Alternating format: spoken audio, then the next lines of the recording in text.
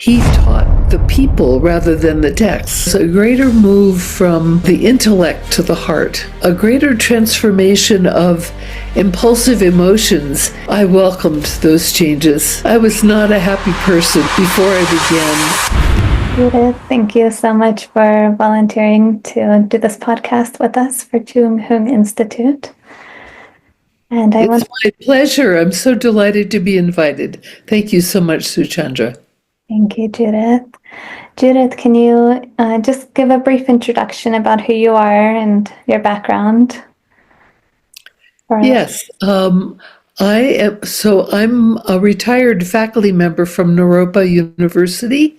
I'm considered a founding faculty member because I began teaching at Naropa at the very end of 1977 when it became a year-round institute. And it went from being an institute to a university over the years that I was there.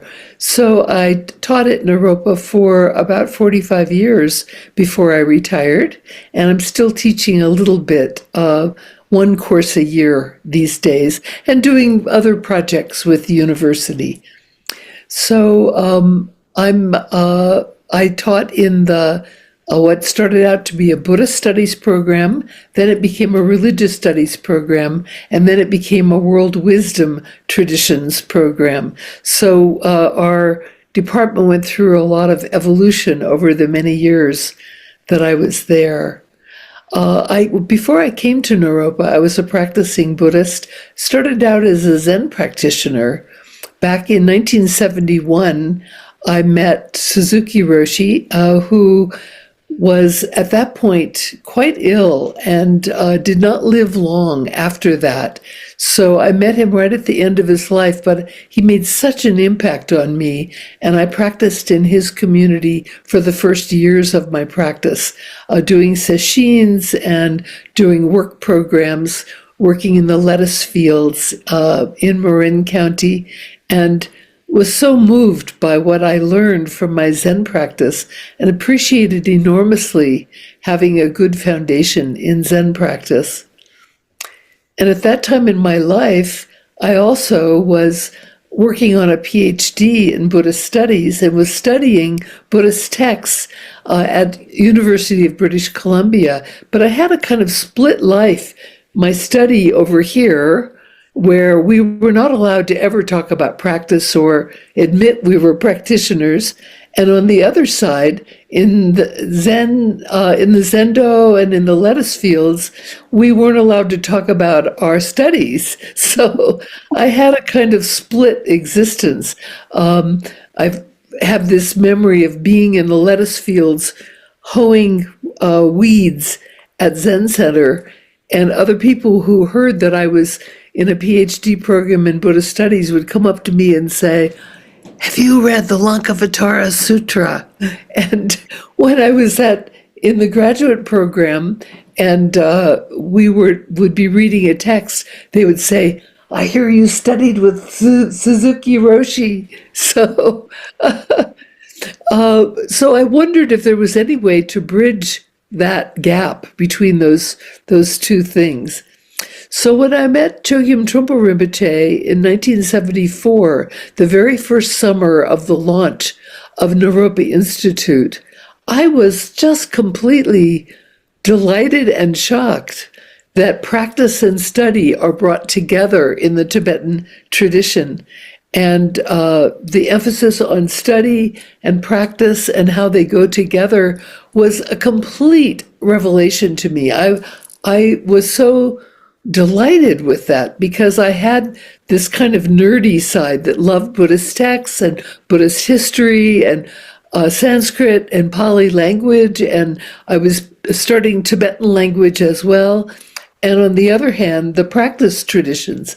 So when I came to the first summer of Naropa, it was clear that I was encountering a Tibetan tradition in which study and practice were completely joined together.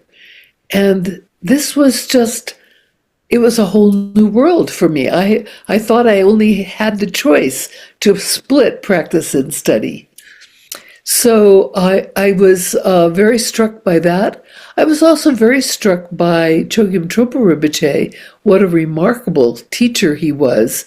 And even though I had trouble understanding his accent, what was clear from the very beginning is he had the kind of directness and immediacy that Suzuki Roshi had, but he had also a much bigger presence and also a kind of scholarly study side to him.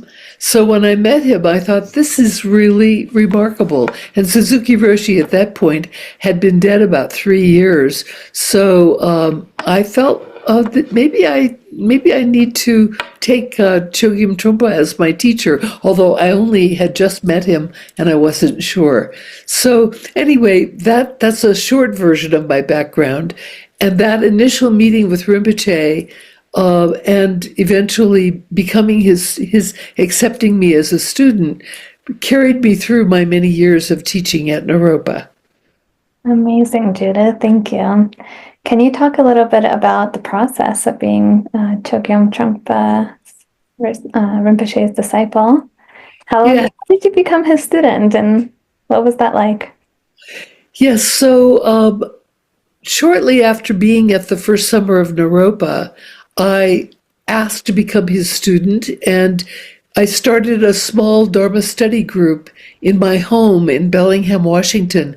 At that point, I was teaching at Western Washington University, and I had met some other practitioners, some of whom knew Rinpoche and his teachings, and others who were Zen students. And I started a little Dharma study group in my home. We had sittings every Sunday, and we had study groups where we read his books and those kinds of things. So that was just the very beginning. But because I was still a Zen student in my practice, and I didn't really know much about how Rinpoche taught practice, while others were sitting and facing the shrine with his picture on it, I was still facing the wall. And the shrine had pictures of Suzuki Roshi and of Trungpa Rinpoche. So it wasn't until the end of 1977 when I was hired to come and teach at Naropa, and I was surprised because I was a very new student of his. That's when I really entered the stream of being his student. And what struck me is even though he had a kind of very modern and sometimes controversial way of teaching, he had such a way that was not the traditional Tibetan text teaching. He taught the people rather than the texts. He had a very traditional way of training his students. So when I arrived in Boulder and began practicing with the community, we had a brand new temple downtown with a big shrine room, and in the entryway of the shrine room, each of us had a card where we were to meditate in that shrine room a certain number of hours a week, and we had to sign in and sign out for every time we went to practice, sort of like being a shift worker and signing in with a time card, Yes. So he had expectations if we were to be members of the center, we were to sit a certain number of hours a week in community, and then a certain number of hours a week on our own. We were to meet regularly with the meditation instructor, and I met with my meditation instructor every other week. We had a study curriculum we needed to complete, classes that we need to complete in a particular order, and we had meditation requirements. In our first year of practice, he wanted us to sit a 1-month group retreat. And while I had sat sessions for 10 days, the thought of sitting for 30 days seemed completely daunting to me. But I appreciated, being a student and being very structured in study. It felt right to me to go into this world of training with prerequisites and courses and practice requirements and meetings with our meditation instructors. So I joined a community where everyone was doing that, and Rinpoche was very exacting. He looked at our our timesheets every month to make sure that we were keeping up with our practice commitments. And that was the expectation that if you were to be his student, you would fulfill these requirements. It was marvelous. Oh, beautiful. Yeah, and they say, isn't that the biggest offering, the greatest offering you can give is to practice the teachings, not the physical things. Exactly. It is, and to follow the teacher's requests of you, whatever they may be. And so the way that the training in the Tibetan tradition is laid out is after a period of sitting being the main practice.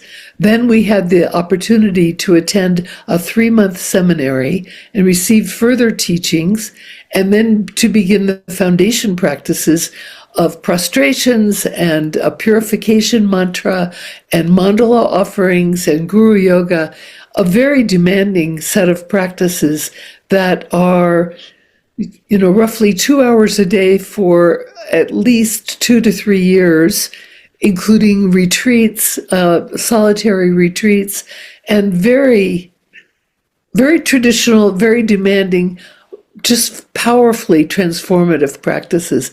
And we have a couple of solitary retreat centers, so I completed the solitary retreat requirements, finding them just absolutely both grueling and beautiful, absolutely beautiful.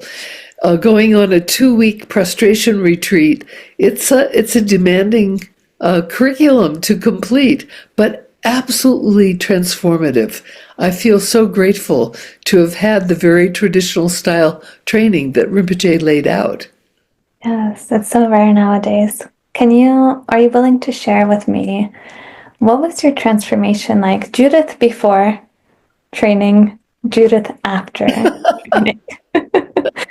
I think you'd have to ask my old Sangha friends and maybe my husband, who I met my husband shortly after coming to Boulder, and he and I went through a lot of these trainings together. But I think that one of the major changes was a greater move from the intellect to the heart, and also a greater transformation of impulsive emotions into greater softness. And I welcomed those changes.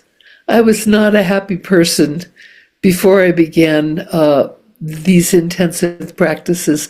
I'm so grateful for practices that really are about transformation and surrendering impulsiveness and fixation on the self to a greater sense of what's going on in the world and what people need. And this journey, I will be on that journey the rest of my life, but the practices cracked me open and got me on a good start in that direction. Yes. And now you're teaching these practices, aren't you? All around the world.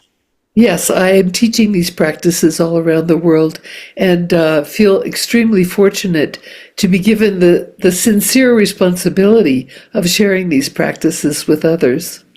Can you speak a little bit about contemplative pedagogy and how are you bringing this into places that maybe originally aren't accepting it? I mean, Naropa, of course, accepts it, loves it, that's founded on these practices, but other places you teach, how are you like, this is what's needed right now in this world, and I can do this? Well, I think it might be helpful to distinguish between Rinpoche in a Dharma center environment and Rinpoche in a university environment, because he taught differently in the two different situations. Because when he fled from Tibet, he went to Oxford University for a period of time. He had a remarkable ability with language, and he was selected to be a fellow at Oxford. And so he spent 3 or 4 years at Oxford University. So when he came to the United States and had this vision of starting Naropa University, he had a vision of a more Western style education that differed from the traditional Tibetan training that he did for his own Dharma students. So when he started Naropa, many of the faculty at the beginning were his students, but there were certainly faculty who were not his students. But at Naropa, he had this vision that Western universities had lost the spark of wisdom, that there was a much more emphasis upon just repeating the wisdom found in another time, another place, by other people, and that it was a little bit like going into a museum and admiring ancient wisdom rather than acknowledging the constantly emerging inherent wisdom that we all have.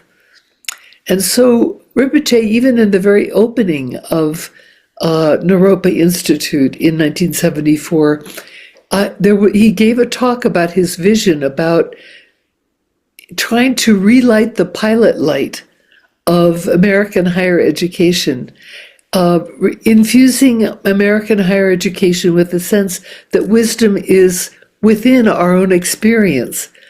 And he had that vision right from the beginning. And when I was hired to teach in 1977 and joined with the tiny little faculty at Naropa, Rinpoche said to us that he wanted us to be very clear that we weren't a Dharma center, that we weren't just teaching Buddhist philosophy and doctrine and practice, but we wanted to bring a Buddhist-style wisdom into whatever subject we studied or taught.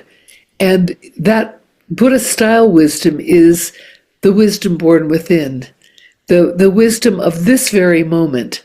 And so whether we were teaching poetry, or we were teaching psychology, or we were teaching an introduction to religious studies, or whatever, the emphasis was on trusting the inherent wisdom of the person and to cultivate that curiosity and inquiry and bring that out into whatever subject we encountered in our university curriculum. So from the beginning, we offered all kinds of classes that had nothing directly to do with Buddhism, but we brought Buddhist inquiry to those subjects, and we encouraged that in our students. So my journey of training as a Buddhist practitioner in the Tibetan tradition was invaluable, but not for its content, but for its method. And so the method of cultivating the wisdom born within in my Tibetan Buddhist training, the challenge was how to bring that out in the courses I taught at Naropa. So I had this wonderful experience of working with other founding faculty members of Naropa, who included a lot of artists. Rinpoche felt it was very important that Western university students access the wisdom born within through the arts.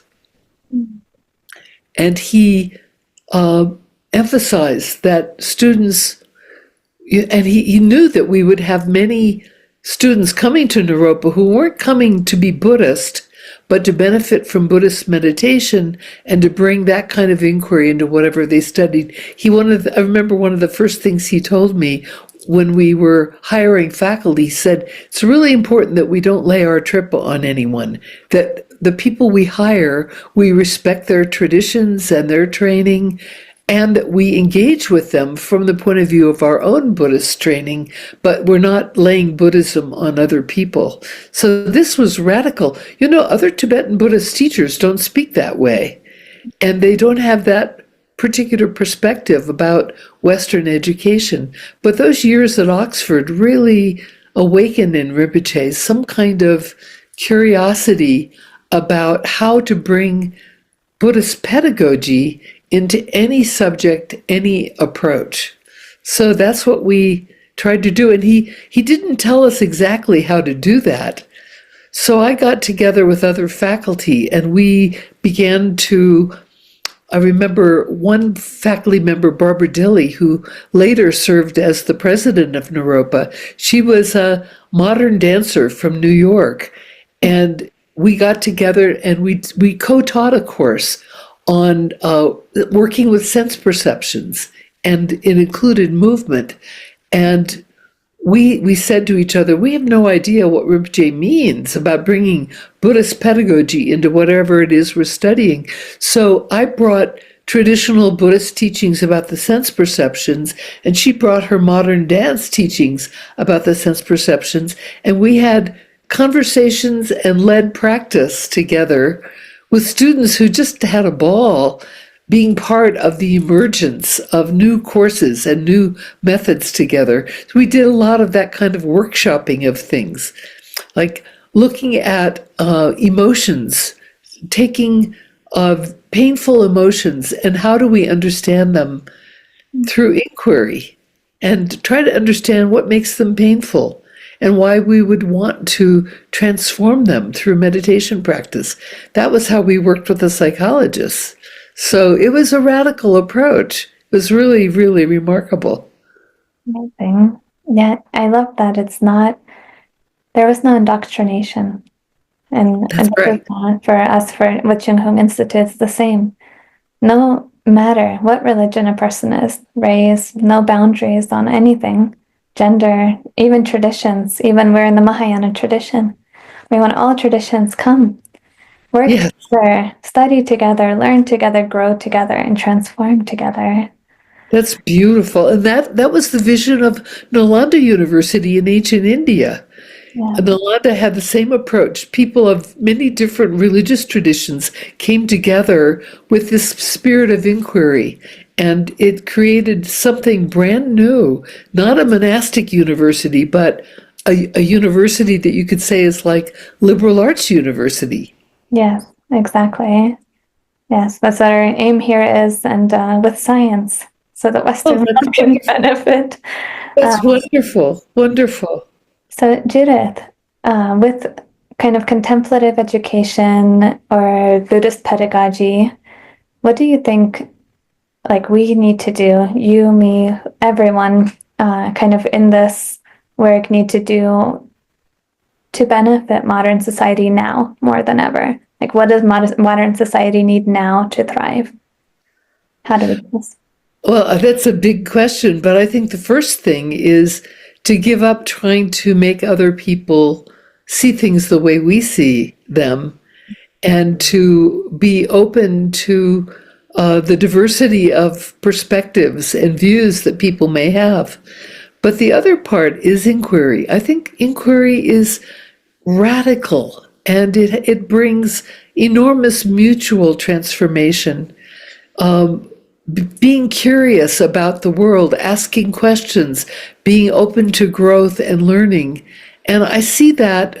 I'm very fond of looking at the history of the curriculum of Nalanda University. And Rinpoche always said that when he founded Naropa, he wanted to bring Nalanda University type approach to the West. And that whole sense of developing inquiry, a genuine inquiry where we listen and learn from each other and suspend any judgments about perspectives that are different from our own, which includes a lot of interreligious dialogue, which I learned from Rinpoche and I've taught for many years at Naropa. This kind of trust that the wisdom born within thrives in an environment of inquiry. And if it's indoctrination, that wisdom disappears and is damped down, and it's very hard for it to flourish.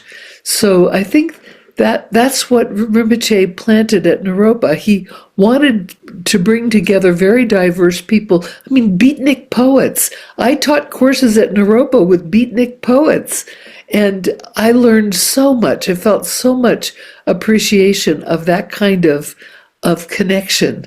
All kinds of, and cognitive scientists as well.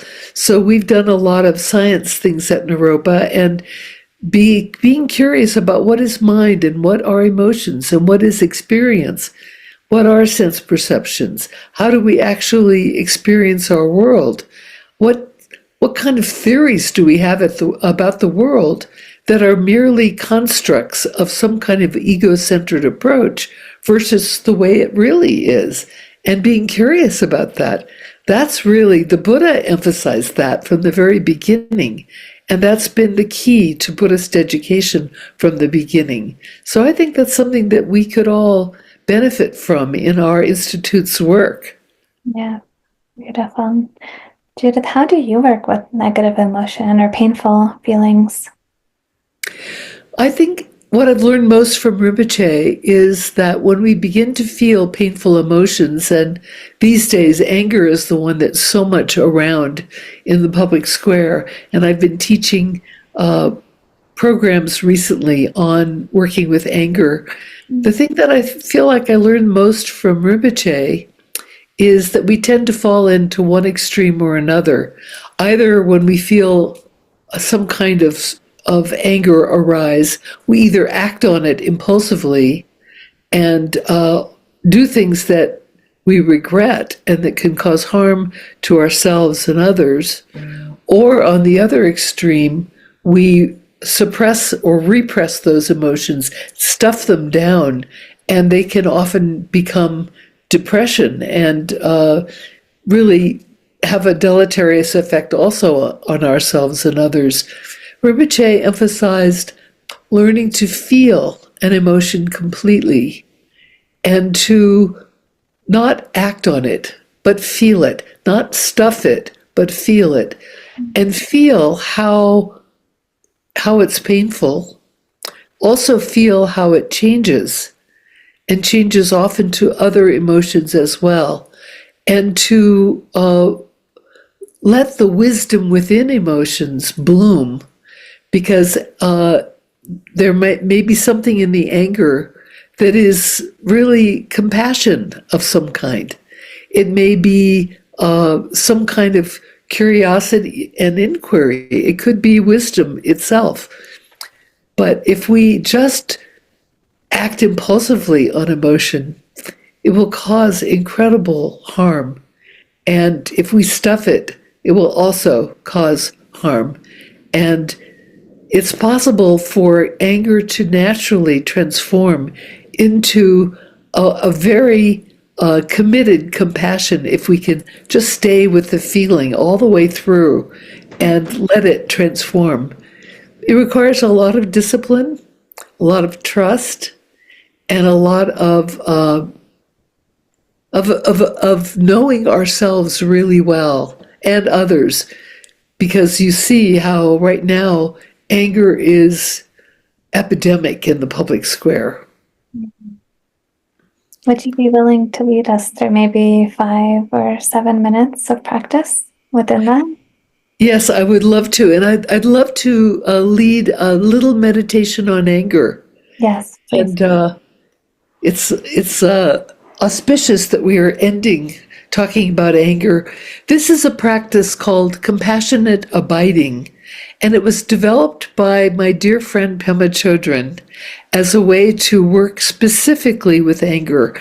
And I've found it incredibly helpful. I've taught it a lot. I'll teach you a short version of the practice. Thank you, Judith. So we start with our eyes closed, and we call to mind some kind of situation that really makes us mad, or a situation that we really don't like, something we have real aversion toward. And so we spend a few minutes identifying something. It might be a person who makes us angry. It might be a situation. It might be a scenario between people. In these days, it could be a political situation, or it could be warfare, whatever, something we feel personally, and we call that to mind.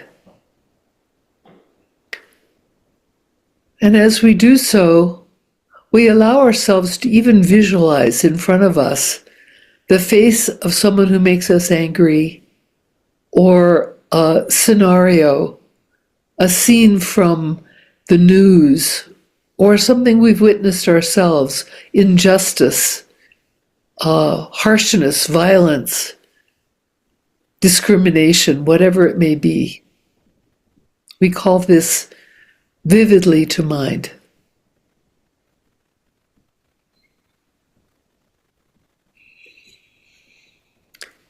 And when it's completely vivid, we breathe in the feeling of anger. We breathe it right in through our nostrils, directly in to the heart center. We breathe it right in, even through the pores of our bodies. Breathe it all the way in to our heart center. And then on the out-breath, we could just open out, and we could open our eyes for a moment and breathe out a sense of spaciousness, a sense of inquiry and curiosity, a sense of kindness, and just openness. And then on the in-breath again, breathing in whatever anger, hatred, violence, aversion we have. And then breathing out just openness. No particular agenda on the breathing out. This is not Tonglen practice. This is a simpler practice where we're just opening up our curiosity about the pain, the experience of anger. And we'll continue to do this for a couple of minutes, breathing in anger into the heart, breathing out openness.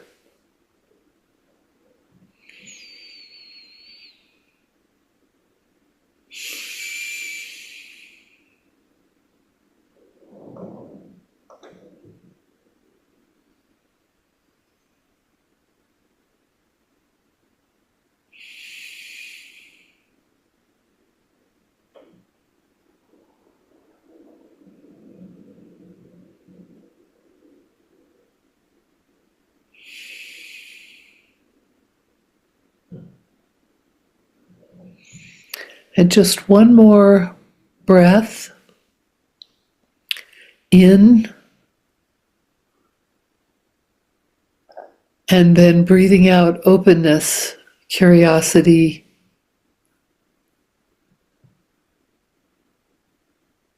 and with that, we take a moment to aspire that anger not be the cause of impulsive action, that anger not be the cause of greater hatred and violence, but that it be regarded as a human experience full of wisdom and the potential for some kind of benefit for the world. Thank you. Thank you, Judith. I love how simple and yet effective and fast that is, especially anyone who doesn't have time to sit for long. That's right. And you could do it on the spot when you encounter some situation where you can feel yourself spark to anger. Pema Chodron and Dale Asrael together came up with this practice for people who find Tonglen practice a little bit too intense and challenging. And so it's especially designed for working with anger and for being able to be with anger, to actually feel it. So it's based very much upon Trungpa Rinpoche's instructions on being able to feel anger fully and then be open.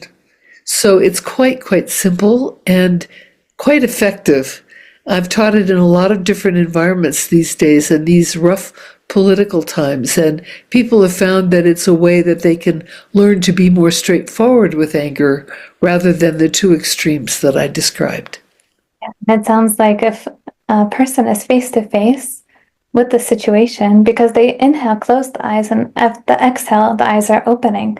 So it's not attaching, but still being there. Yes, very much. And you can keep your eyes open when you're breathing in. If you're right there with an angry person, or if you're witnessing something angry in the news, you can stay right with it. Just breathe it in and then open. And it's a remarkable way to follow Rinpoche's instructions. Yeah, wonderful. Thank you so much, Judith. Judith, can you, before we close, just tell people where can they find you? How can they? Yes, I'm at Naropa University. I at one point I had a small website, but I've let that expire. But if you go to Naropa University and go to faculty, I'm listed there as an adjunct faculty member. And I also am a Dharma teacher in Shambhala. If you go to the shambhala.org website, I'm listed there as a senior teacher, and they have some details about my schedule there. Wonderful. So then they would just look for Judith Simmer-Brown. Yes. Judith Simmer-Brown. Yes. And I look forward to meeting people. I'm teaching Dharma in Shambhala centers quite a bit, and some other Dharma centers as well. I'm finding this a very promising and fulfilling thing at this time in my life, now that I'm retired from Naropa. Amazing. I hope sometime we can have you come in person here for Chung Huong Institute and maybe lead a retreat or just share your wisdom. It'd be incredible. Thank you so much. It's so wonderful to meet you, Suchandra. Really delighted to be part of your podcast. Thank you so much, Judith. And thank you for your teachers and Venerable Pema Chodron and Asrael. I think in the future we will have her come in and Yes. as well. So thank you. Thank you so much. I wish you all the best.